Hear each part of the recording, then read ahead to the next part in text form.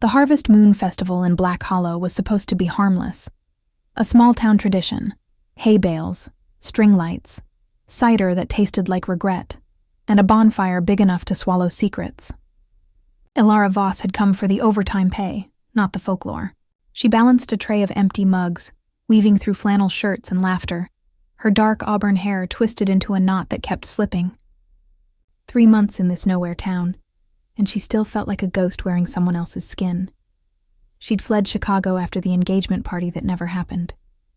After the text she wasn't meant to see. She's too intense. Too much work. The words had carved themselves into her ribs. So she'd vanished north, trading city lights for pine shadows and a studio cabin that smelled of damp cedar. Black Hollow didn't ask questions. It let her pour coffee, count tips, and disappear. Tonight, the festival square thrummed with life. Children darted between legs. Old men argued over whose tractor was louder. Elara's boots stuck to spilled beer as she delivered another round to table 6. The men there barely glanced up, too busy dissecting the visiting pack. Rumors of outsiders who'd rolled in at dusk, all leather and quiet menace. Locals called them the Ridge Wolves, though no one said it loud. Elara didn't care about gossip. She cared about the ache in her lower back, and the fact that her landlord had taped a red final notice to her door that morning. She turned to leave when a hush rippled through the crowd like wind over wheat. They entered the square the way storms do, without permission. 5 strangers. Tall, broad, moving like they owned gravity. The leader wore a black coat that swallowed the firelight, his hair the color of wet ash. His eyes swept the crowd and landed on her. Elara's tray tilted. A mug slid, shattered. Cider hissed across the dirt. She bent to gather the pieces, cheeks burning, but the stranger was already moving. Not toward the elders greeting him. Not toward the alpha of Black Hollow, who stood stiff-backed by the bonfire. Toward her, conversations died. Even the fiddler's bow froze mid-stroke. The man stopped an arm's length away. Up close, he was carved from night itself, scar slicing through one dark brow, jaw shadowed, scent of pine and storm clinging to his coat. His gaze pinned her like a moth to cork. Elara straightened, shards clutched in her bleeding palm. "Can I help you?" His nostrils flared. A low sound, too deep for human, rumbled in his chest. The crowd leaned in, hungry for drama. Then it happened. The stranger's head snapped toward the tree line. A massive black wolf burst from the shadows, hackles raised, lips peeled back in a snarl that rattled Elara's bones. It was enormous, easily 200 pounds, eyes glowing molten gold. The beast skidded between her and the stranger, planting itself like a shield. Gasps. Children whimpered. Someone shouted for rifles, but the wolf didn't attack. It stared at the stranger, at her, and spoke. Not with words. With a sound that wasn't sound, a vibration that sank into Elara's blood and translated, "Mine." The single syllable cracked through the square like thunder. The wolf's gaze never left her face. Elara's knees buckled. Only the tray kept her upright. The stranger, Kael, someone whispered, went rigid, fists clenched at his sides. "Control your animal, Thorne," Black Hollow's alpha growled, stepping forward. His own eyes flashed amber, betraying what the town pretended not to know. The wolf, Thorne, didn't flinch. Its ears flicked back, but the claim hung in the air, undeniable, possessive, terrifying. Elara's pulse roared in her ears. She tasted copper. She'd sliced her palm deeper than she thought. Blood dripped onto her boot. Kael's gaze dropped to the wound, then lifted to her eyes. Something unreadable flickered there, rage, maybe awe. He took one step closer, and the wolf's snarl deepened, vibrating through the ground. "Enough." Kael's voice was quiet, but it cut through the chaos like a blade. He raised a hand, not in threat but surrender. The wolf stilled, though its body trembled with restraint. Elara found her voice. "I don't know what kind of prank this is, but back off. Both of you."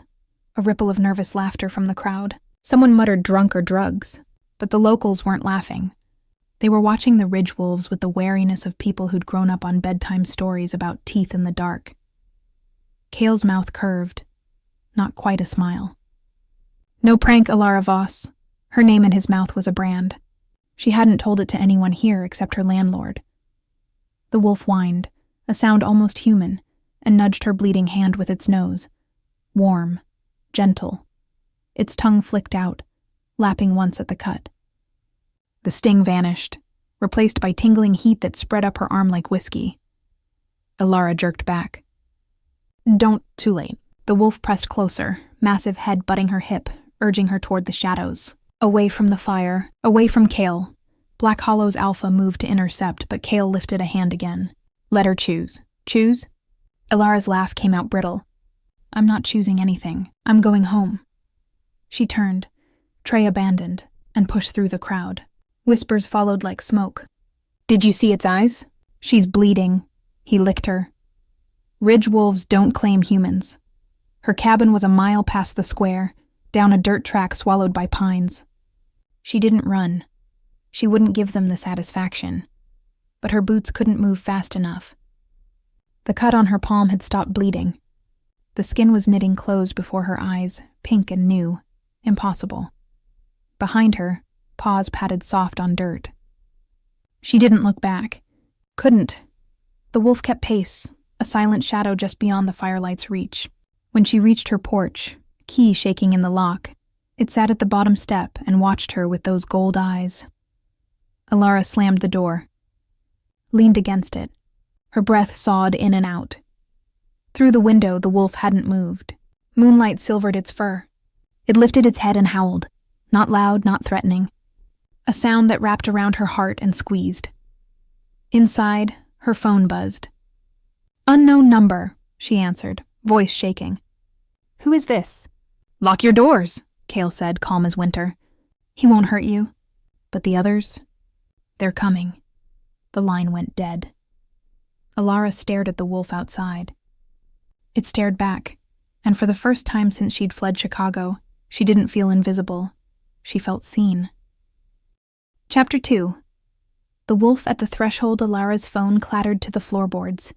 The howl still vibrated in her sternum, a low, mournful note that refused to fade. Outside, the black wolf sat motionless beneath the porch light, rain beginning to hiss through the pines. Its golden eyes reflected the bulb like twin moons. She pressed her back to the door, pulse hammering so hard she tasted iron. The cut on her palm, already closed, itched with phantom heat. He licked it, it healed. The thought looped, absurd and impossible. Another buzz. The phone, face down. She didn't pick it up. Instead, she forced herself to the window. The wolf hadn't moved. Its ears swiveled, tracking something in the dark beyond the clearing. A low growl rumbled, not at her, but at the forest itself. The hair on Elara's arms lifted. Lock your doors. Kael's voice echoed in her skull, smooth and lethal. She obeyed without thinking, sliding the deadbolt, then the chain. The cabin had 2 exits, front door, back window over the sink. She checked both twice. The wolf rose. Paced the length of the porch, nose to the ground, shoulders rolling like liquid shadow. Every few steps it paused, glanced up at her through the glass. Not pleading, guarding. Elara's laugh cracked in the silence. I don't even know you! The wolf's ears flicked. It sat again, deliberate, and rested its massive head on its paws. Rain slicked its fur. Steam rose where droplets hit the warm wood. It looked exhausted. She should call someone. Sheriff, animal control, 911 and a hysterical story about talking wolves and magic spit. None of it made sense. Black Hollow kept its secrets. The locals had eyed the ridge wolves like they recognized the shape of monsters under human skin. Maybe they did. Elara's gaze snagged on the first aid kit under the sink. She'd patched enough of her own wounds to know a lie when her body told it. That cut should have needed stitches. Instead, the skin was baby smooth. The wolf whined, a soft, broken sound. It shifted its weight off its left foreleg. Even in the dim light, she saw the limb tremble. Blood darkened the fur below the joint. You're hurt, she whispered. The realization hit like a slap. The wolf had shielded her at the festival, taken the brunt of... what? She hadn't seen an attack, only the aftermath of tension thick enough to choke on. Before logic could intervene, Elara was moving. She yanked open the bottom drawer, grabbed the oversized beach towel she used for picnics she never took. Then the med kit. Her hands shook, but muscle memory from years of waitressing spills and kitchen burns steadied them. She cracked the door. Rain slashed in, cold and sharp. "If you bite me, I swear I'll pepper spray you into next week." The wolf didn't move, only watched, ears forward. Elara knelt just inside the threshold, towel spread like a surrender flag. "Come on, then. Before I change my mind," a pause. Then the wolf rose, limping heavily. It crossed the porch in 3 painful steps and lowered itself onto the towel with a shuddering exhale. Up close, it was even larger, shoulders level with her chest even sitting. Heat radiated off its body, cutting through the damp. She worked fast. Antiseptic wipes, gauze, vet wrap she'd bought for a stray cat that never showed. The gash on its foreleg was ugly, jagged, deep, already crusted. But beneath the blood, the muscle twitched, knitting. She'd seen roadkill heal slower. "This shouldn't be possible," she muttered, winding bandage. The wolf's breath puffed against her wrist, warm and steady. Its eyes never left her face. When she tied the knot, its tongue flicked out again, this time a gentle swipe across her knuckles. Gratitude, not hunger. The contact sent sparks up her arm, pooling low in her belly. She jerked back, heart racing for an entirely new reason. "Stop that," the wolf huffed, almost amused. Lightning flashed. In the white glare, its shadow on the wall warped. Stretched, broadened, became something almost human. Elara blinked. When the light faded, it was just a wolf again. She stood too fast, dizziness sweeping her. "You need to go. Whatever this is, festival prank, cult thing, I'm not part of it." The wolf rose with her, favoring the bandaged leg but steady. It pressed its head to her hip, a deliberate nudge toward the couch. "Sit." The command was wordless but unmistakable. "I don't take orders from dogs." Her voice cracked. It nudged again, gentler, then limped to the hearth, circled twice, and collapsed with a groan. Rain drummed the tin roof. The fire she'd laid that morning was ash cold. Elara hesitated. The wolf's sides heaved. Its eyes fluttered shut, but one ear stayed cocked toward her. She built the fire on autopilot, kindling, logs, match struck with shaking fingers. Flames caught, painting the room gold. The wolf sighed, a sound of pure relief. Elara sank onto the rug, knees to chest. The towel lay discarded, soaked crimson. She should clean it. Should call someone. Should. Sleep dragged her under like undertow. She woke to the scent of pine and smoke. Dawn filtered gray through the curtains. The fire had burned low. Embers pulsed like a heartbeat.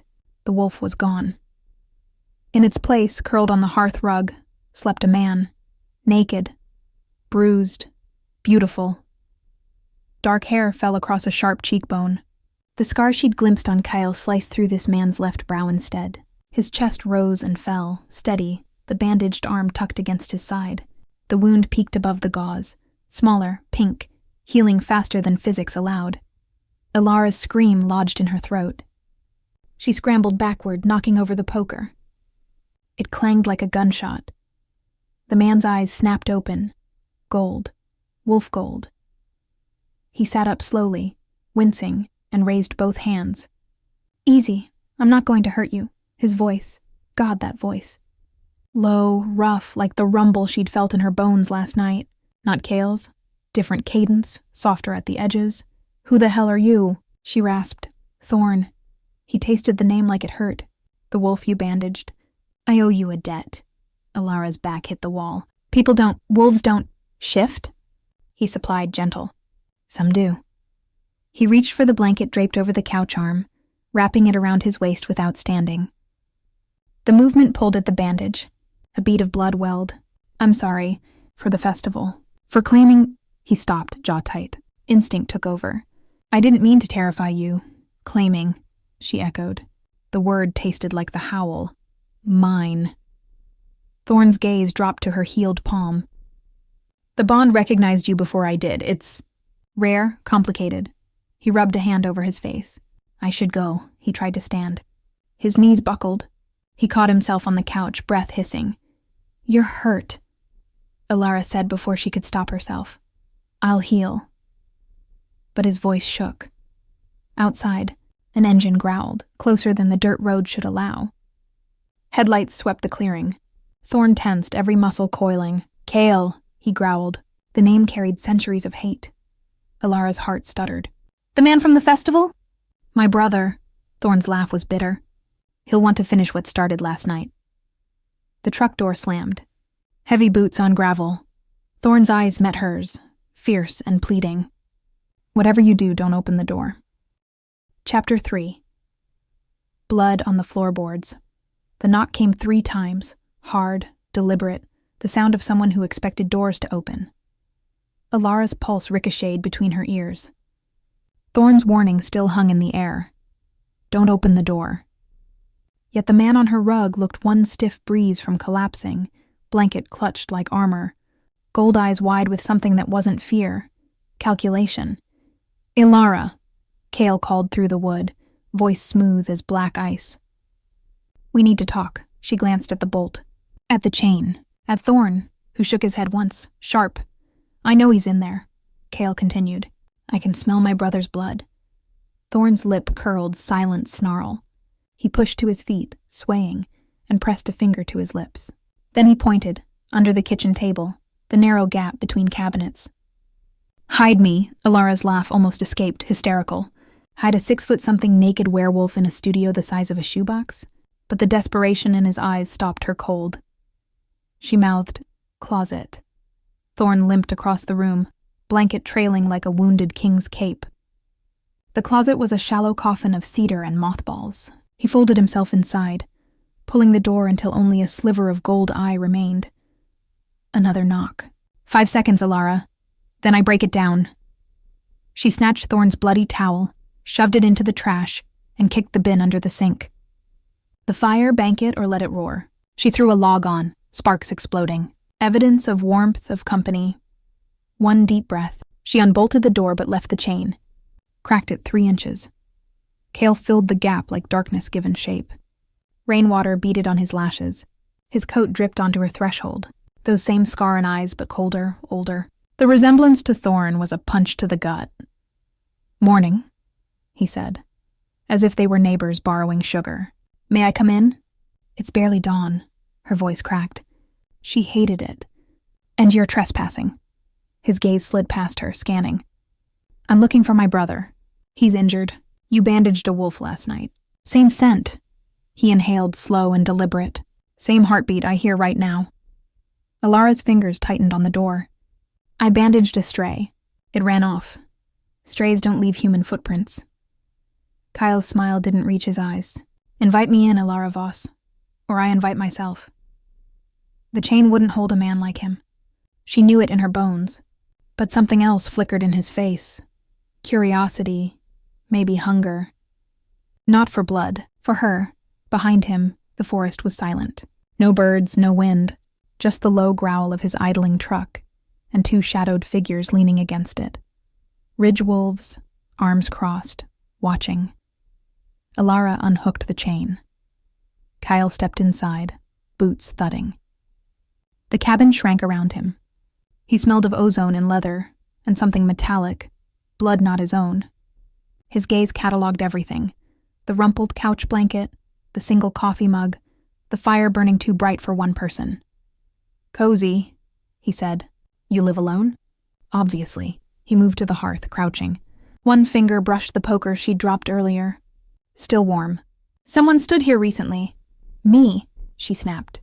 "I was cold." Kael straightened, turning. His coat fell open. Beneath, a holster hugged his ribs. Silver glinted. "Thorne's reckless. Always has been. But dragging a human into pack politics," he tisked. "That's new, even for him." "I don't know any Thorne. You will."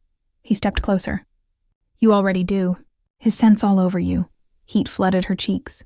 She wanted to scrub her skin raw. "Get out." "Not yet." Kael's hand rose, slow enough she could track it. His knuckles grazed the healed line on her palm. "He marked you. Healed you. That's not casual, Elara. That's a claim." Her stomach flipped. "I'm not property." "No," he murmured. "You're a complication." The closet door creaked, barely. Kael's head snapped toward it. In 2 strides, he crossed the room, yanked it open. Thorne spilled out, blanket gone, fury blazing. He swung. Kael ducked, driving a fist into Thorne's bandaged arm. Thorne roared, pain and rage braided tight. They crashed into the table, wood splintering. Elara stumbled back as the brothers grappled, too fast, too vicious, more animal than men. She lunged for the poker. Stop! They froze mid-snarl. Kael's forearm across Thorne's throat, Thorne's claws, digging into Kael's coat. Blood dotted the floorboards, fresh and bright. Enough! She shouted. The poker trembled in her grip. Or I swear I'll knock both your skulls. Kael's eyes flicked to her, amused. She's feisty. Thorne shoved him off, staggering. Touch her and you'll what? Kael wiped blood from his lip. Challenge me in front of the ridge? You're exiled, Thorne. You have no standing. Exiled. The word landed like a stone in still water. Elara's gaze darted between them. Same bone structure, same lethal grace. But the differences were knives. Kael's cold calculation, Thorne's raw desperation. Thorne's chest heaved. She's not part of this. She is now. Kael's attention returned to Elara, softer, dangerous. Ask him what the claim means. Ask him why the Ridge Alphas are circling Black Hollow like vultures. Thorne's jaw worked. Kael, tell her about the curse, brother. Tell her why the moon's pulling you both under. Curse. The word lodged in Elara's throat. Headlights swept the clearing again, multiple sets this time. Engines growled closer. Kael's men, or worse, Kael sighed. Time's up. He stepped back, hands raised in mock peace. I'll give you until nightfall, Thorne. Bring her to the ridge, or we come for you both. He moved to the door, paused. Oh, and Elara? Lock this behind me. Some wolves don't knock. The door shut. Silence rushed in, broken only by Thorne's ragged breathing. Elara lowered the poker. Start talking. Thorne sank onto the ruined table, head in his hands. I never wanted you to see this. Too late. She knelt, forcing his chin up. His eyes were wolf gold and human hollow. Exiled. Curse. Claim. Pick one and explain before I throw you out with the trash. A bitter laugh. You deserve the whole ugly truth. But first, he glanced at the window. Shadows moved between the trees. We're out of time. He stood, swaying, and offered his hand. Come with me. Into the woods. I'll show you what words can't. Elara stared at his outstretched palm. Scarred, steady despite the tremor. Blood smeared both their skins now, binding them in ways she didn't understand. The first howl rose outside, distant, answering. More would follow. She took his hand. Chapter 4. The Path That Swallows. Footsteps, Elara's boots sank into moss as she followed Thorne deeper into the pines. The forest closed behind them like a fist, swallowing the cabin, the road, the last shred of ordinary life. Rain had softened to mist. Every breath tasted of sap and wet earth. Thorne moved ahead of her, barefoot. The blanket knotted at his waist, blood seeping through the makeshift bandage on his arm. He didn't limp anymore. The woods seemed to lend him strength, the way a river lends a stone speed.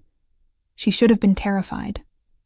Instead, her skin buzzed with the same electric awareness she'd felt when the wolf's tongue touched her cut. Every rustle of leaves sounded like a warning. Every shadow carried Kael's smile. Thorne stopped at a fallen cedar, its roots clawing the sky. He pressed his palm to the bark, listening. They're fanning out. Kael's giving us a head start, but not much. Who's they? Elara's voice came out steadier than she felt. And why do I feel like I just signed up for a war I didn't know existed? He turned. Mist clung to his lashes. The scar through his brow looked silver in the half-light. Because you did. A beat. Then he knelt, scooping a handful of needles and letting them sift through his fingers. Black Hollow sits on a ley line. Old magic, the Ridge Pack, my pack, guards it. Or we're supposed to. Kael wants to use it, break the curse that keeps us bound to the moon. He thinks a human anchor. His gaze flicked to her. Your bloodline can sever the tether. Elara's stomach dropped. My bloodline?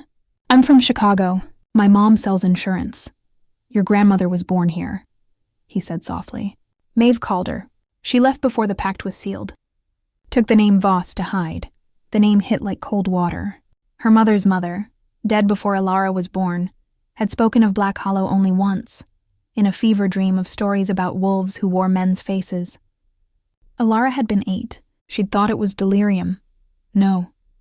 She backed up a step. You're lying. I wish I were. Thorne rose slowly.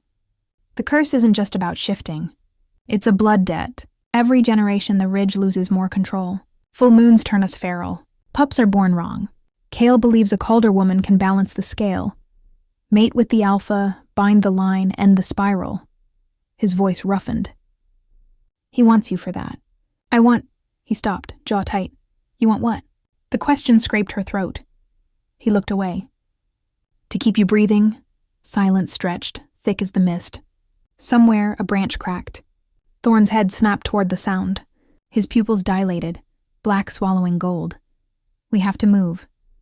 He offered his hand again. This time she didn't take it. Show me. Show you? Shift, right now. I need to see it's not a trick. Her heart hammered, but her chin lifted. If I'm running blind, I want both eyes open. Thorne's expression flickered. Surprise, then something raw. Respect, maybe. He nodded once. He stepped back into a shaft of weak sunlight. The mist swirled. His shoulders rolled. Bones cracked like green wood in a fire. The blanket fell away. Fur rippled across his skin. Black, sleek, the same pelt she'd bandaged. In seconds, the man was gone. The wolf stood in his place, larger than memory, breath steaming. Elara's knees weakened. She'd seen it last night, but daylight stripped away excuses. The wolf, Thorne, dipped his head, ears flat, and nudged her dangling hand with his muzzle. Warm. Real. She sank her fingers into the ruff at his neck. The fur was coarse over muscle that trembled with restraint. Okay, she whispered. I believe you. The wolf huffed, a sound almost like relief, then shifted back. The transformation reversed just as fast. Bones shortening, fur receding, skin sliding over frame until Thorne crouched naked and human, chest heaving. He didn't stand right away. The change burns, he admitted, voice hoarse. Every time. But with you close, he swallowed. It's quieter. Elara's throat tightened. She offered the blanket. He took it, fingers brushing hers. Static sparked between them. Come on.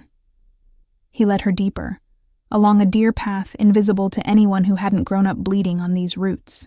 The ground sloped down. The air grew colder, scented with iron and wet stone. They reached a ravine where a stream cut through granite. Thorne knelt again, dipping his injured arm into the icy water. The bandage soaked red, then pink, then clear.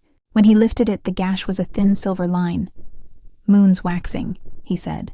Healing's faster. But it pulls at the curse, too. He met her eyes. Tonight's the first quarter. If Kael forces a challenge, I won't be able to hold the wolf back. Elara sat on a boulder, hugging her knees. Tell me the rest, he exhaled.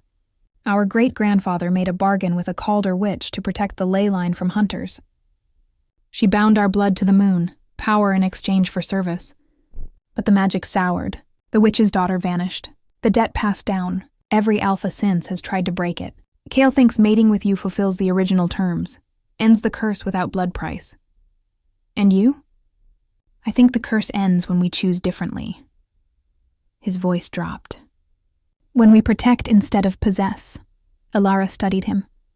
The way exhaustion carved shadows under his eyes.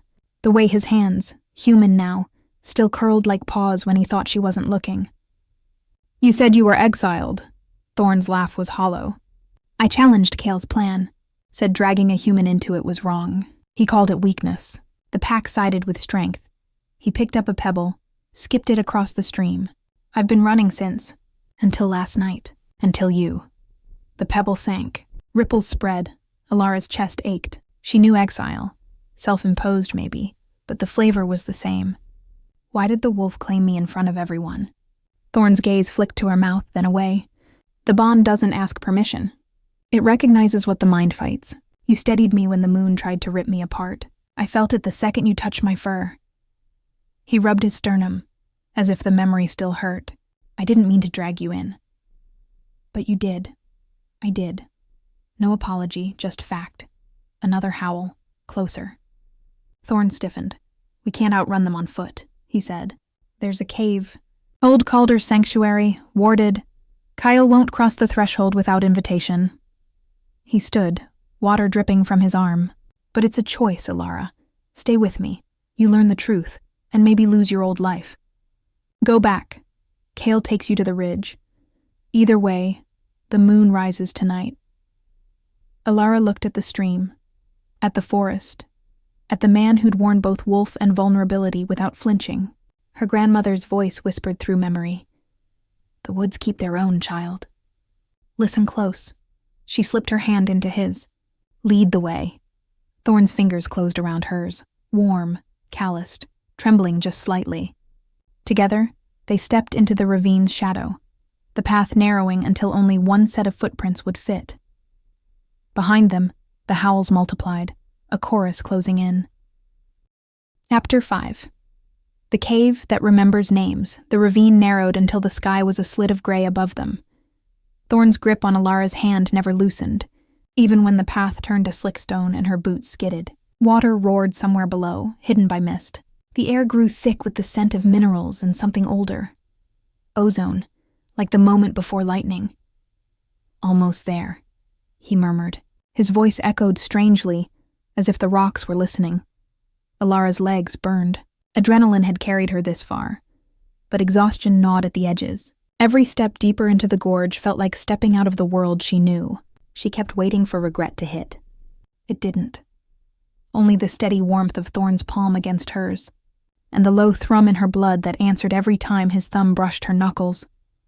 They rounded a bend, and the cave mouth appeared, a jagged tear in the cliff, half hidden by hanging vines. Runes glowed faintly along the threshold, the color of moonlit quartz. Elara's breath caught. She'd seen those symbols once, carved into the bottom of her grandmother's jewelry box. Protection, Maeve had whispered. Never forget. Thorne stopped just outside the wards. Calder blood opens it.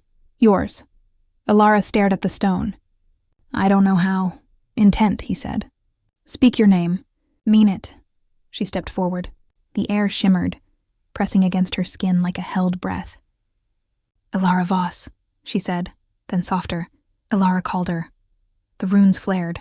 Vines parted as if sliced by invisible hands. A rush of warm air spilled out, carrying the scent of sage and cedar smoke. Thorne exhaled, tension bleeding from his shoulders. Welcome home. Inside, the cave defied logic.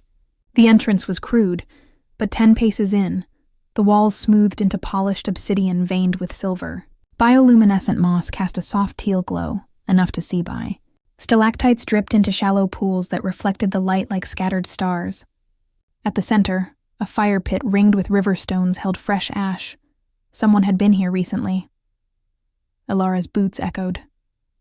This isn't a cave. It's a cathedral. Sanctuary, Thorne corrected. Your ancestors built it when the pact was new. A place to balance the ley line without spilling blood.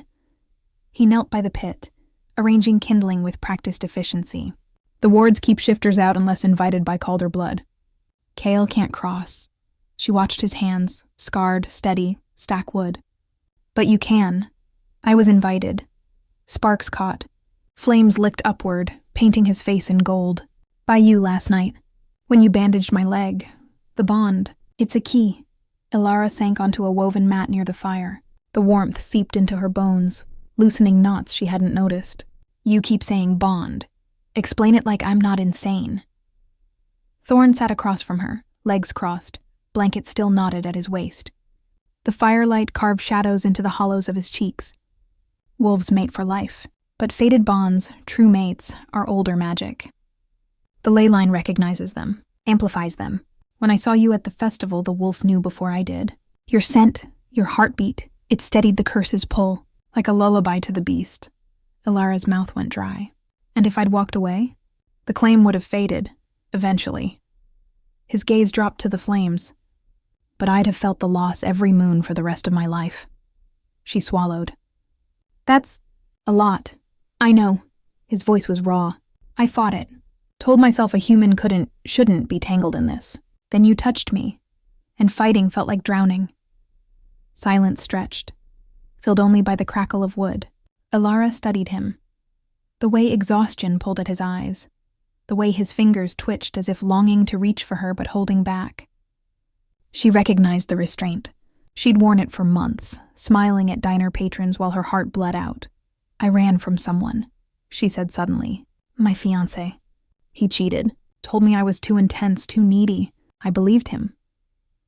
The confession spilled out, surprising them both. "I came here to disappear, to prove I could survive alone." Thorne's eyes lifted. "You did more than survive. You saved a wolf no one else would have touched." "Stubbornness," she muttered. "Strength." He said it like a prayer. Elara's chest tightened. She scooted closer until their knees almost touched. "Show me your arm." He hesitated, then extended the injured limb.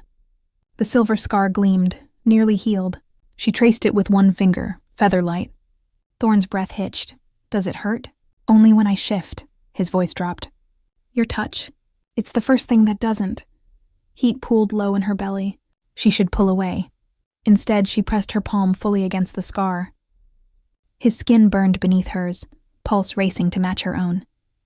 "Elara," he warned, but didn't move. Outside, a howl split the air, close, furious.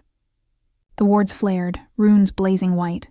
Thorne surged to his feet, body angled between her and the entrance. "Kael," he growled. The fire guttered as if slapped by wind. Shadows lengthened, stretching into claws across the walls. A voice echoed from the mouth of the cave, amplified by magic. "Thorne. Bring her out. The moon waits for no one." Elara stood, heart pounding. "He can't come in?" "Not without breaking the wards, and himself." Thorne's fists clenched. "But he'll try something else." As if on cue, the ground trembled. Dust sifted from the ceiling. The pools rippled, reflecting frantic light. Thorne's eyes widened. The ley line. He's pulling on it. Elara felt it, a tug behind her sternum, like a hook setting. The bond. It yanked toward the entrance, toward Kael's voice. Pain lanced through her ribs. She gasped, doubling over. Thorne caught her. "Breathe. Fight it. I can't." The pull intensified, dragging her forward one involuntary step. Thorne cupped her face, forcing her gaze to his. "Look at me. Only me." His voice shook. "You're Calder. This is your sanctuary. Command it." Tears stung her eyes. "How?" "Like you did at the door." "Mean it." She gripped his wrists, grounding herself in the heat of his skin. The ley line screamed in her blood, but beneath it, something older. Her grandmother's lullaby, the weight of the jewelry box, the scent of sage in her mother's hair. "No," she snarled at the entrance. "Mine," the words exploded with light. The tugging stopped as if severed. Elara sagged. Thorne caught her before she hit the ground. Outside, Kael's snarl turned to a roar of frustration. Then silence. Thorne's arms trembled around her. "You just claimed the sanctuary," he whispered against her hair. "And me." Elara's laugh was half sob. "I didn't mean, I know." He pulled back, eyes shining. But the magic did. The fire settled into steady flames. In the quiet, Elara became aware of how close they were. His bare chest against her soaked hoodie, her hands still clutching his wrists. His heartbeat thundered beneath her palms. "Thorne," she started. He waited. "What happens at moonrise?" His thumb brushed her cheek, wiping away a tear she hadn't felt fall. "The quarter moon tests the bond. If we accept it willingly, the curse weakens. If we fight?" He didn't finish. Elara looked at the fire, at the runes still pulsing faintly, at the man who'd bled for her, who'd shown her his monster and his heart in the same breath. She leaned in, slow enough for him to stop her. He didn't. Their lips met, hesitant, then desperate. The bond flared, bright as the wards, and for one heartbeat, the curse was silent. When they broke apart, foreheads touching, Thorne's voice was wrecked. "Whatever you choose, Elara, I'll stand with you." Outside, the sky darkened toward dusk. Moonrise approached, and in the cave that remembered names, two hearts beat in unsteady unison, waiting for the night to decide their fate. Chapter 6. The quarter moon's bargain. The cave walls glowed like a dying ember as the light outside shifted from slate to indigo. Elara's lips still tingled from the kiss. Soft, then fierce, then soft again, as if Thorne had been afraid she'd shatter. He hadn't let go of her since. One arm stayed looped around her waist, anchoring her against his side, while he fed the fire with practiced flicks of his wrist. Each log he added hissed, spitting sparks that mirrored the ones under her skin. She should have been panicking. Instead, every breath felt borrowed from a life she hadn't known she wanted. Thorne broke the silence first. "We have maybe an hour before the moon crests the ridge." His voice was low, steady, but she felt the tremor in his ribs. "The quarter phase isn't full strength, but it's enough to test the bond. If we accept it, if we choose it, the ley line will mark us. Permanently." Elara traced the silver scar on his forearm, now barely a whisper of raised skin. "And if we don't?" His jaw flexed. "The curse tightens. I lose another piece of the man. Kael gains ground. And you," he swallowed. "You'll feel the pull every moon until it breaks you or claims you." She sat back on her heels, needing space to think. The mat was soft beneath her, woven from something that smelled faintly of lavender and cedar. "You said the curse ends when we choose differently. What does that mean exactly?" Thorne stared into the flames. The original pact demanded a Calder bride for the Alpha, blood for blood, balance for power. But the witch who cast it left a loophole: consent, not coercion. "Love freely given unravels the knot." He met her eyes. "I won't take what isn't offered, Elara, not even to save myself." The sincerity in his voice cracked something open in her chest. She thought of her ex, promises made in candlelight, broken in texts. "You're too much." She'd spent months shrinking herself to fit the space he left. Here was a man, wolf, whatever, asking for nothing but her truth. "I'm scared," she admitted. "I know." He reached out, slow enough for her to pull away. She didn't. His fingers threaded through hers. "I'm terrified. The wolf wants to claim, to protect, to keep. The man wants to earn the right." Elara laughed, watery. "You're doing a decent job so far." A faint smile tugged at his mouth. High praise. The fire settled into steady flames. Outside, the wind picked up, rattling the vines across the entrance. The wards pulsed once, a gentle heartbeat of light. Thorne stood, offering his hand. "There's something I need to show you." "Before the moon rises." She took it. He led her deeper into the cave, past the fire pit to where the obsidian walls opened into a narrow corridor. The air grew warmer, humid. Crystals embedded in the rock caught the moss light, throwing fractured rainbows across their path. At the end lay a circular chamber. A pool dominated the center, perfectly still, reflecting the ceiling like black glass. Around it, shelves had been carved into the stone, dozens of them, holding leather-bound journals, dried herbs, a child's wooden wolf whittled smooth by generations of hands. Elara's breath caught. "This was my grandmother's," Thorne nodded. "Maeve's sanctuary within the sanctuary. She came here after her mother vanished, tried to break the curse herself." He lifted a journal, its cover cracked with age. "She failed, but she left instructions." Elara took the book. The leather was warm, as if it had been waiting. She opened it to a page marked with a pressed violet. "The bond is a mirror. It shows what you fear to see. To accept is to stand inside the fear and choose anyway. To reject is to walk away whole, but never untouched." Below, in Maeve's spidery script, "I chose fear." "Forgive me, little star." Elara's eyes stung. "She was pregnant when she left." "With my mom." Thorne's hand settled on her shoulder. She thought running would protect them. It only delayed the debt. Elara closed the journal. "I'm not her." "No," he said softly. "You're braver." The pool rippled, though nothing touched it. Moonlight, impossible underground, spilled from the ceiling, silvering the water. The quarter moon had crested. Thorne's grip tightened. "It's time," Elara's heart hammered. "What do we do?" "Step into the pool. Together. The ley line will ask its question. We answer with truth." She towed off like it was acid. "And if I say no? Then I walk you out of here at dawn. Kael gets nothing but my corpse if he tries to take you." His voice was steel. Elara looked at the water, at the journals, at the man who'd bled for her, fought for her, waited for her. She thought of the wolf's golden eyes in the storm, the way his howl had wrapped around her heart like a promise. She kicked off her boots. I'm not dressed for this. Thorne's laugh was startled out of him. The moon doesn't care about jeans. Elara peeled off her hoodie, then her shirt, until she stood in tank top and underwear, goosebumps racing across her skin. Thorne's gaze stayed on her face, fierce and reverent. He dropped the blanket, unashamed, and stepped into the pool first. The water lapped at his thighs, glowing faintly. He extended his hand. Elara Calder, will you stand with me? The formality of it steadied her. She took his hand and stepped in. The water was warm, almost hot, and it rose no higher than her waist. The moment her foot touched bottom, the pool lit up, veins of silver racing outward, runes flaring on the walls, a voice, not sound, but pressure, filled the chamber. Calder. Wolf. Name your fear. Elara's throat closed. Images flashed behind her eyes, her ex's sneer, the empty apartment, the final notice on her door. Being too much. Being not enough.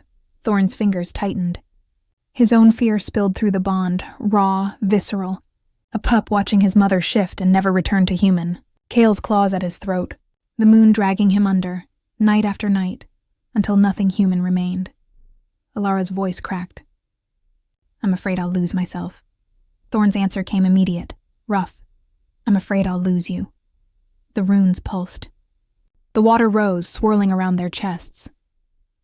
Name your choice. Elara looked at Thorne. Really looked. The scar, the exhaustion, the hope he didn't dare voice. She saw the wolf who'd shielded her, the man who'd bared his soul in a cave older than memory. I choose... Her voice shook.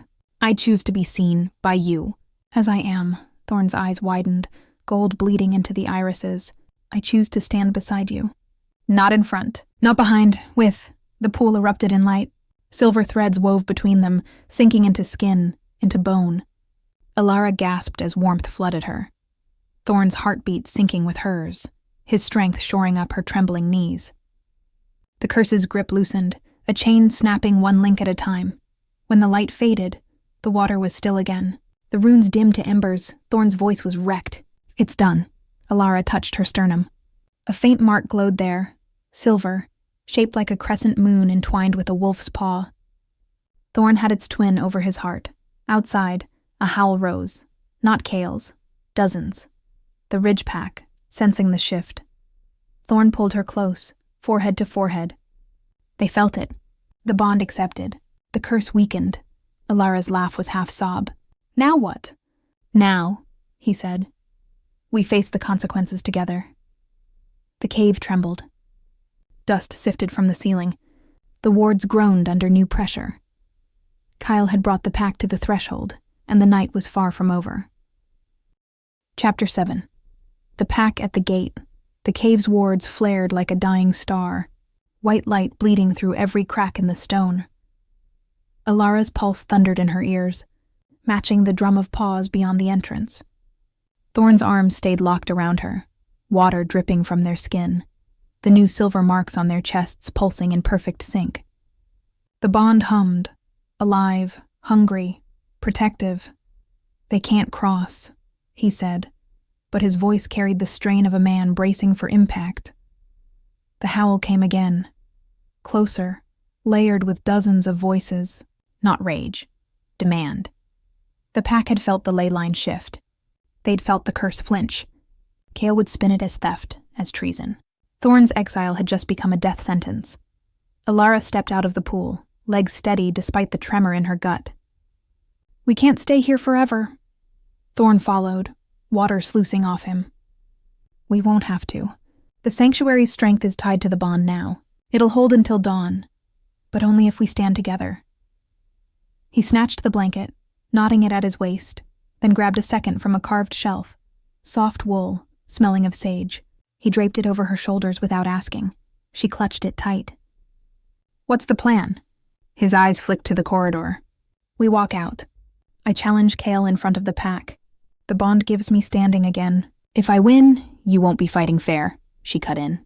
He'll have backup? Thorne's smile was sharp. I'll have you, the wards groaned. A crack zigzagged across the entrance rune, spidering outward. Kael wasn't knocking anymore. He was pushing. Elara's stomach lurched. He's breaking the wards. He can't. Not fully. Thorne's voice stayed calm, but his claws pricked through his fingertips. Black, curved, lethal. Calder blood reinforced them. But he can weaken the threshold, make it painful to stay. Another crack. Dust rained from the ceiling. Elara grabbed Maeve's journal, shoving it into the blanket like armor. Then we don't wait. Thorne's gaze snapped to her. You don't have to. I'm not hiding while you bleed for me. She met his eyes, fierce. We're in this. The pride that flared in his gold irises nearly buckled her knees. He nodded once. They moved fast. Thorne scooped a handful of dried herbs from a shelf. Wolfsbane, silverleaf. Crushing them into a pouch he tied at his waist. Disorients the nose, he explained. Buys us seconds. At the entrance, the vines hung in tatters. The runes flickered half dark. Beyond, moonlight carved the ravine into silver and shadow. Dozens of wolves lined the opposite bank, eyes glowing, breath steaming. Kael stood at the front in human form, coat unbuttoned, blood on his knuckles where he'd punched the wards. Thorne stepped over the threshold first, body angled to shield her. The moment his foot touched unwritten ground, pain lanced through the bond, sharp, electric. He staggered but didn't fall. Elara followed. The wards snapped shut behind them like a jaws, sealing the cave. The pain hit her too, a burn along the crescent mark, but the bond soaked it up, sharing the load. She gritted her teeth and kept walking. Kael's smile was slow, venomous. Look who grew a spine! Thorne's voice rolled out, deep and alpha rough. I claim the right of challenge. By bond and blood. Step aside, Kael. A murmur rippled through the pack. Wolves shifted, uncertain. The bond's mark glowed on Thorne's chest, visible even through the mist. Gasps, whispers. Mate marked. Kael's eyes narrowed on Elara. The human thinks she's pack now? She is pack, Thorne snarled. The ley line accepted her. The curse bends. You felt it. Kael's laugh was ugly. A parlor trick. The curse breaks when I say it does. He stepped forward, boots crunching on gravel. You're still exiled, brother, and she's still prey. Elara's chin lifted. Try it, the pack stilled. Kael's gaze flicked to her, calculating. Brave. Stupid, but brave. Thorne moved, fast, a blur of muscle and claw. He stopped an inch from Kael's throat, claws pricking skin. Challenge circle, now, or I tear your lying tongue out here. Kael didn't flinch. Blood welled where claws met flesh. Circle it is. The wolves parted, forming a rough ring on the ravine floor. Moonlight poured into it like liquid silver. Elara's heart hammered as Thorne stepped inside, rolling his shoulders. The blanket fell away. He stood naked, unashamed. Every scar a story. Kael shed his coat. Beneath, his body was a map of old battles. Silver lines crossing his ribs, a burn scar on his shoulder. He cracked his neck. First blood or submission? Death, Thorne said quietly. For the pack's future. Kael's grin was feral.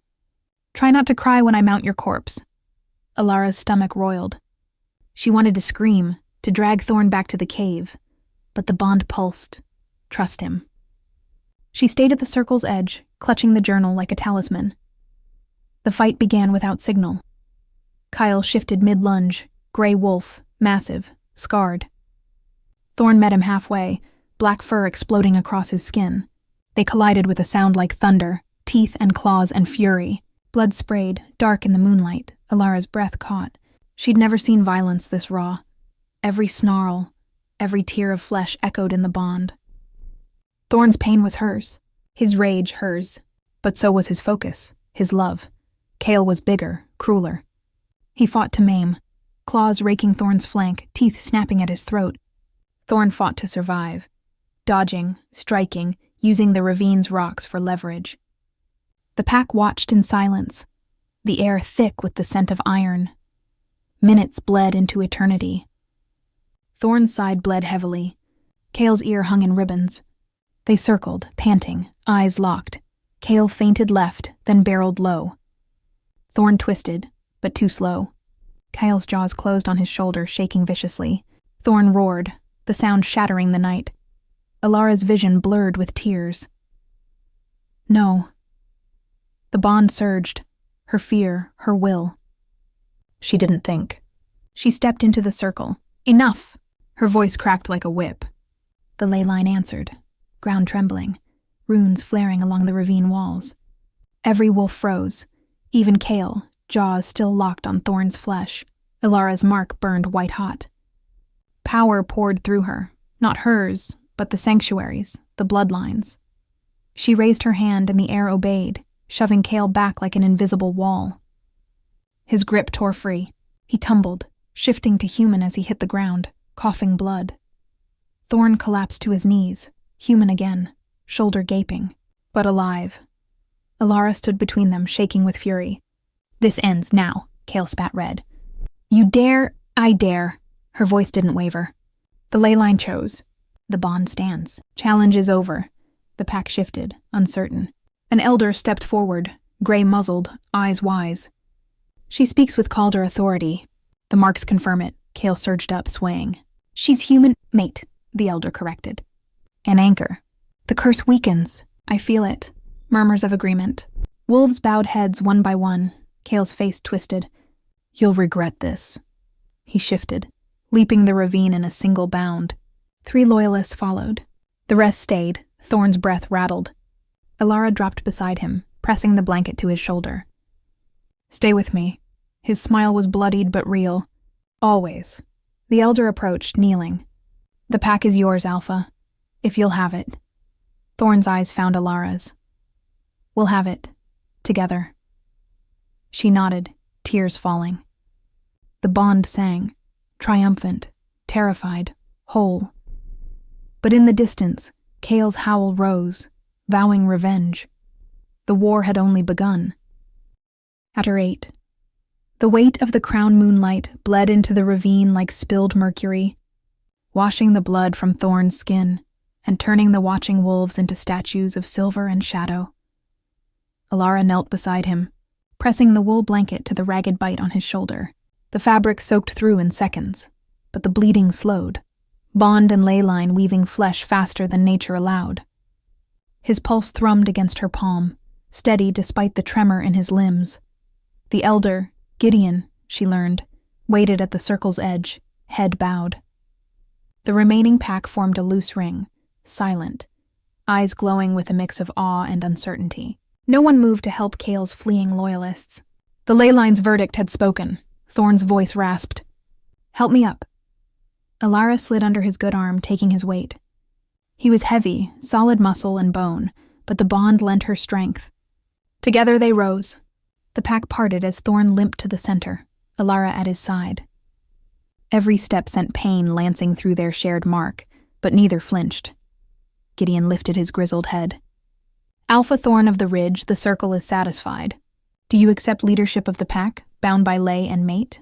Thorne's gaze swept the wolves, some familiar from his childhood, others strangers who'd followed Kael's promises of power. His jaw worked. I accept, but not alone. He turned to Elara, eyes fierce. Elara Calder, will you stand as my equal? Not consort, not anchor. Alpha. Gasps rippled. A human alpha, unheard of. Elara felt every stare like needles. Her mouth went dry. She thought of Maeve's journal. To accept is to stand inside the fear and choose anyway. She thought of the wolf who'd bled for her, who'd waited for consent when instinct screamed to take. She thought of Kael's sneer, and the war he'd promised. Elara straightened. I accept, but on one condition. Gideon's brows rose. Name it. No more blood debts. No more forcing mates. The curse ends with choice. For every wolf, every moon. Her voice carried, clear and unflinching. That's the ridge I'll lead. Silence. Then Gideon dropped to one knee. One by one, the pack followed. 20, 30 wolves, heads bowed. The ravine itself seemed to exhale. Thorne's grip tightened on her waist. Pride and fear braided tight. Done, he whispered. The ceremony was brief. Oaths sworn on the ley line. Blood from Thorne's good palm mingling with Elara's on a flat stone. The mark on her chest flared, then settled into a steady glow. When it was over, the pack rose as one, shifting to human form. Clothes were produced from hidden caches. The ravine filled with quiet voices and the rustle of fabric. A woman with braided silver hair, Lyra, the pack's healer, approached with a satchel. "Let me see the wound, Alpha." Thorne sat on a boulder, Elara still tucked against his side. Lyra's hands were gentle, stitching with silver thread that hummed against the skin. "The bond saved you," she murmured. Another inch and he'd have severed the artery. Elara's stomach lurched. She busied herself tearing strips from the spare blanket for bandages, avoiding Thorne's eyes. He caught her chin. "I'm here. For now," she muttered. "Kael's not gone." "No," Thorne agreed. "But neither are we," Lyra finished, packing the wound with herbs that smelled of pine and iron. "Dawn in 2 hours. The sanctuary will open again. You should rest there, both of you." Thorne shook his head. "The pack needs to see us. Kael will strike before the full moon if we hide." Gideon stepped forward. "The ridge is 20 miles north. Kael's loyalists will reach it by midday. We can be there by dusk if we run." Elara's legs protested at the thought. "Run?" Thorne's smile was tired. "Wolves don't tire like humans. The bond will carry you." She wanted to argue, but the mark on her chest pulsed, warm, insistent. She felt the pack's energy like a tide, ready to lift her. They moved at moonset. The pack shifted. Wolves again, sleek and silent, flowing up the ravine in a river of fur. Thorne stayed human, arms slung over Elara's shoulders, but his stride lengthened, tireless. She matched him, lungs burning at first, then easing as the bond fed her strength. The forest blurred. Miles melted beneath their feet. By dawn, they reached the ridge, a plateau ringed by ancient pines, cabins clustered around a stone longhouse. Smoke curled from chimneys. Pups darted between legs, yipping at the returning wolves. The air smelled of wood smoke and coffee. Thorne stopped at the edge, surveying his birthright. "I left as an exile," he said quietly. "I return as Alpha." Elara's hand found his. "We return." The pack fanned out, shifting back to human. Children stared at Elara, wide-eyed, curious. An old woman pressed a steaming mug into her hands. "Calder blood," she whispered. "Welcome home." The longhouse doors opened. Inside, a massive hearth roared. Maps and weapons lined the walls. A carved table dominated the center. Gideon spread a parchment across it. Ridge territory, marked with Kael's known safe houses. "He'll rally at the old mill," Gideon said. 10 loyalists, maybe more. He'll try to take the laystone before the full moon. Thorne's fingers traced the map. "We fortify the ridge. Send scouts. No bloodshed unless he forces it." Elara leaned over the table, studying the ley lines Maeve had sketched in her journal. "The stone's a focus, not the source. If we move it, we break his plan," Thorne finished. His eyes met hers, sparkling with the first real hope she'd seen. Together. The day passed in a blur of strategy and exhaustion. Elara's body ached, but the bond kept her upright. Thorne's strength, the pack's respect, the weight of the title she'd claimed. By dusk, defenses were set, wards reinforced, scouts dispatched, the laystone hidden in the longhouse vault. Night fell. The pack gathered for the first meal under new alphas, venison stew, rough bread, laughter that felt fragile but real. Elara sat at Thorne's right, his hand resting on her knee under the table. Every touch grounded her. After, they slipped away to the alpha's cabin, a small A-frame overlooking the plateau. Inside, a fire crackled. Furs covered the bed. Thorne shut the door, leaning against it. "I keep waiting for you to run," he admitted. Elara crossed to him, fingers tracing the fresh stitches. "I'm not going anywhere." He caught her hand, pressing it over his heart. The mark glowed between them. "The full moon's in 6 days. Kael will come. If we survive—" "When?" she corrected. His laugh was soft. "When we survive, the curse breaks fully. The pack chooses its path. You and I," he swallowed, "we choose ours." Elara rose on her toes, kissing him slow and deliberate. The bond flared, heat and promise. When they broke apart, foreheads touching, she whispered, "Then let's make sure we live long enough to choose." Outside, a scout's howl rose, urgent, close. Thorne stiffened. "Kael," he growled. "He's early." Elara grabbed the journal, heart racing. The war had come to their doorstep, and the full moon hadn't even risen. Chapter 9. The Night. The Ley Line. Sang the howl cut through the cabin like a blade. Elara's spine snapped straight, the journal clutched to her chest. Thorne was already moving, bare feet silent on the pine floor, yanking open a trunk by the hearth. Leather pants, a worn flannel, a knife with a bone handle. He dressed in seconds. Every motion precise despite the blood still seeping through Lyra's stitches. "Stay here," he said, voice rough with command. "No." The word left her before fear could catch it. "We face this together, remember?" Thorne's gold eyes met hers, alpha, mate, man, and the bond flared between them, hot and defiant. He exhaled through his teeth. "Then stay close." They burst into the night. The ridge plateau thrummed with chaos, torches flaring, wolves shifting mid-stride, pups herded toward the longhouse by grim-faced adults. Gideon stood on the porch, barking orders. The air reeked of adrenaline and pine smoke. "Report," Thorne snapped. Gideon's face was stone. Kael's pack hit the eastern perimeter. 10 wolves, maybe 12. "They've got silver chains and a witch." Elara's blood chilled. "A witch?" "Rogue blood mage," Gideon clarified. Kael promised her the laystone for her own rituals. "They're trying to breach the vault," Thorne's jaw clenched. "The stone's warded. Wards won't hold against blood sacrifice." Gideon's gaze flicked to Elara. "They need Calder blood to open it fully. Yours." "Of course." "The missing piece?" Elara felt the ley line stir beneath the plateau, a low vibration in her bones. It wanted her, the way a river wants the sea. Thorne's hand found hers. "We end this tonight." The pack formed ranks, 20 wolves, human and shifted, moving as one toward the vault clearing.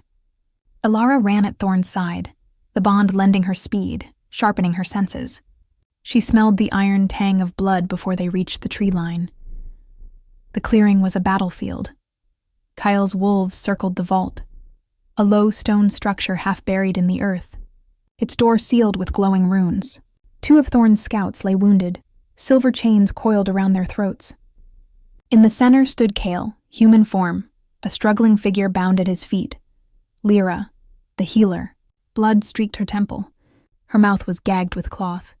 Kael's smile was a slash of white in the dark. "Welcome to the party, brother." Thorne stepped forward, claws lengthening. "Let her go. Trade." Kael kicked Lyra's ribs.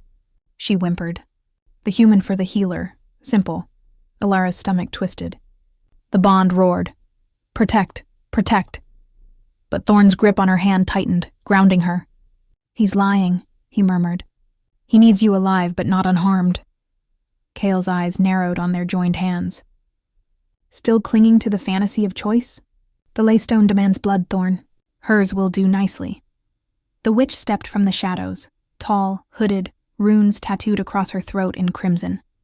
She held a silver bowl, already half full of dark liquid. Lyra's blood, Elara's vision tunneled.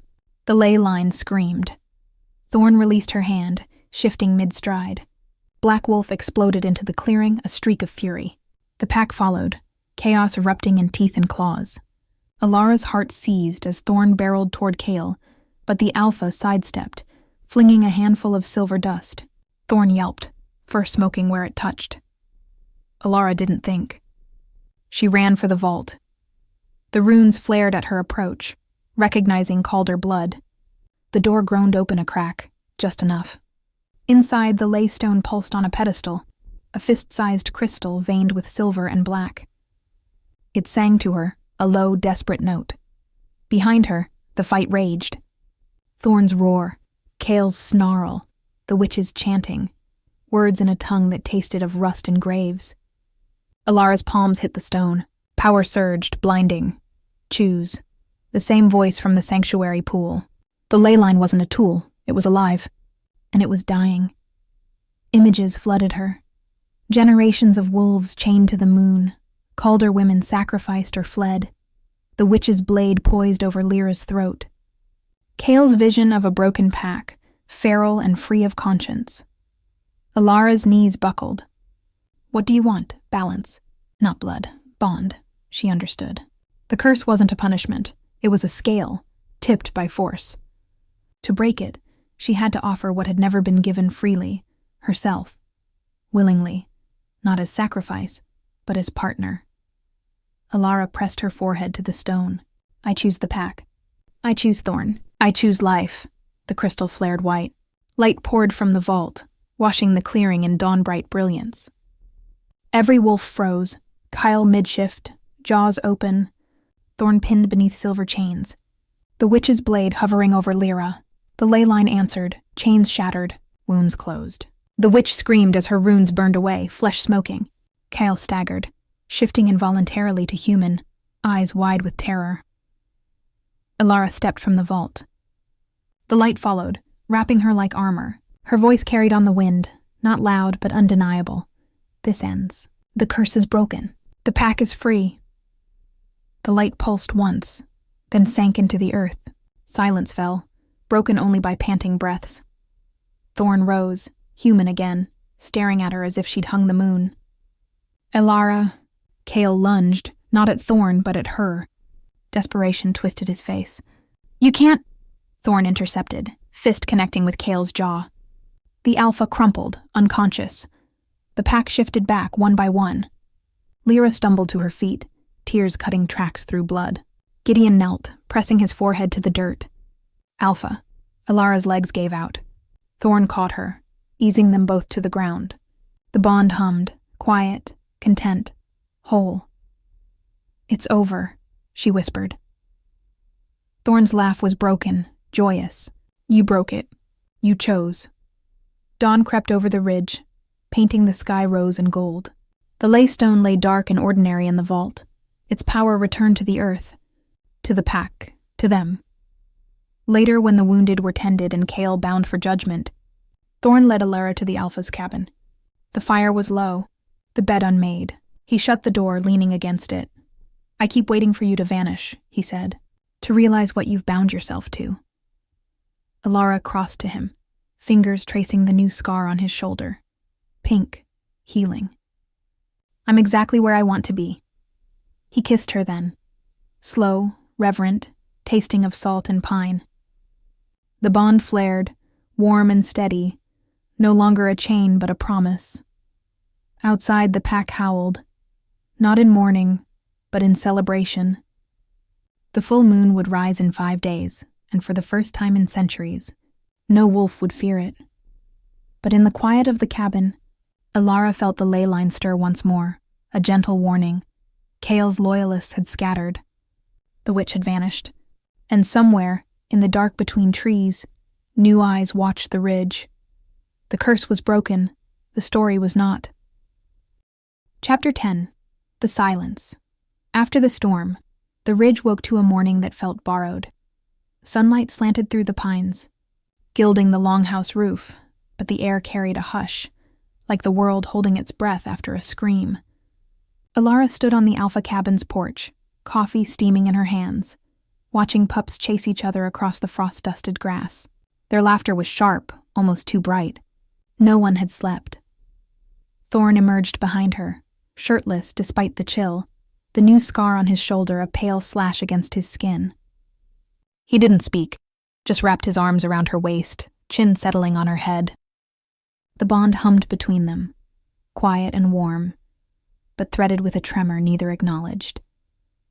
They're waiting for us to tell them it's safe, she murmured. It is, he said. The words sounded certain. The tremor said otherwise. Elara turned in his arms. Kael's gone. The witch is ash. The laystone's dark. What's left to fear? Thorne's eyes flicked to the tree line. The ones who ran. The ones who chose him. His thumb traced the crescent mark over her heart. And the ones who'll come for what we broke. She leaned into him, breathing in pine and wood smoke. Then we faced them together. A bell clanged from the longhouse, 3 sharp rings. Gideon's signal. Council. They dressed in silence. Elara in borrowed leathers that fit like they'd been waiting for her. Thorne in black denim and flannel. The pack parted as they walked the path, heads bowing, eyes bright with something between hope and hunger. Elara felt every gaze like a question. Inside, the longhouse smelled of coffee and iron. Gideon stood at the head of the table, maps spread like an autopsy. Elara sat to his left, bandaged but upright, her healer's hand steady as she poured tea. 20 pack members filled the benches, elders, warriors, mothers with babes on hips. Gideon didn't waste words. Scouts found tracks. Kael's headed north toward the old Calder cabin. The witch's trail ends at the river, blood, but no body. His gaze settled on Elara. And there's something else. He slid a folded paper across the table. Wax seal broken, ink still wet. Elara's fingers trembled as she opened it. The debt is not paid. The line remembers. Full moon, midnight. Come alone, Calder's daughter, or the ridge burns. No signature. Just a symbol, a circle bisected by a claw. Thorne's snarl rattled the rafters. Trap! Obviously, Elara said, but her voice cracked. The old Calder cabin, her grandmother's childhood home, abandoned since Maeve fled. The place where the curse began. Lyra's teacup clinked. The ley line's quiet but not dead. It's listening. This feels like an echo. Gideon leaned forward. We ride at dusk. End this before the moon crests. Thorne's hand slammed the table. No, we don't walk into their ambush. Elara stared at the note.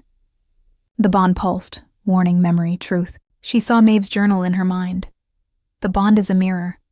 This wasn't Kael's handwriting. The ink smelled of sage and iron. Witch's blood. She's alive, Elara whispered. The witch. She's calling me to finish what Maeve started. Thorne's face went white. You're not going. I have to. She met his eyes, steady. The ley line chose me. If I ignore this, the curse rebuilds. Slowly. Quietly. Until one day the moon owns us again. Silence stretched. Then Lyra spoke, soft but sure. She's right. The break was clean, but the wound festers. Calder blood must close it. Thorne's claws pricked the table, leaving crescent gouges. Then I go with you. No. Elara cupped his face. The note says alone. You show up, they burn the ridge anyway. You stay, protect the pack. Trust me. His laugh was broken. You ask the impossible. I ask what you taught me. She kissed him, quick, fierce. Choice. The council dispersed with plans. Scouts to the borders. Wards tripled. Pups moved to the sanctuary cave. Elara spent the day with Lyra, learning the old Calder chants, words that tasted of earth and starlight. Thorne shadowed her, silent, every touch a plea. Dusk painted the sky blood red. Elara stood at the ridge's edge, pack gathered behind her. Thorne pressed a knife into her hand, bone handle, silver blade etched with runes. For the witch, not you, he said. Come back to me, she nodded, throat tight. I will. The walk to the old cabin took 2 hours, alone, as demanded. The forest was too quiet. Even the wind held its breath. The cabin appeared like a bruise against the trees, sagging porch, windows blind with ivy.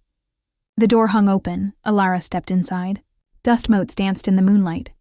A single candle burned on the table beside a bowl of dark liquid and a silver dagger. The witch waited in the shadows, hood down, face young, eyes ancient. You came. I'm here to end this. Elara's voice didn't shake. The witch smiled. So was your grandmother, she gestured to the bowl. 1 drop of Calder blood freely given. The ley line drinks. The debt dissolves. No more curse. No more pack. Elara's fingers tightened on the knife. And Kael? We'll burn with the rest if you refuse.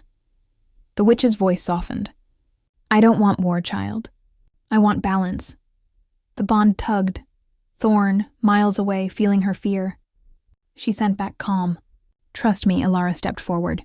The witch's eyes widened as Elara pricked her own finger, letting 1 drop fall into the bowl. The liquid hissed, turning silver. But Elara didn't stop. She pressed the blade to her palm, slicing deeper. Blood welled, bright, deliberate. Freely given, she said. But on my terms. She slammed her bleeding hand onto the table. The ley line roared, not in pain, but recognition. Light exploded from the bowl, racing through the floorboards, into the earth. The cabin shook. The witch screamed as runes flared across her skin, burning away. Elara's voice rose above the chaos, chanting the Calder words Lyra had taught her. The bond with Thorne blazed. His strength, her will, their choice. The ley line drank, not her blood, but the curse itself, siphoning centuries of coercion into the earth, burying it deep. The light faded. The witch collapsed, human now, eyes wide with awe. It's gone. Elara swayed, vision blurring. The cabin door burst open, Thorne, wild-eyed, pack behind him. He'd felt the ley lines call and come running. He caught her as she fell. "Elara, it's done," she whispered. Really done. Outside, the full moon crested. Huge, silver, ordinary. No pull, no pain. Wolves shifted in the clearing, laughing, crying, free. Thorne carried her home through the pines, the pack trailing like a wedding procession. The ridge lights glowed warm. The curse was ash. But in the quiet, as Thorne laid her on furs and kissed the healing cut on her palm, Elara felt the ley line stir once more. A gentle pulse, like a heartbeat. "Thank you," it seemed to say. "Now live." And for the first time, she believed they would.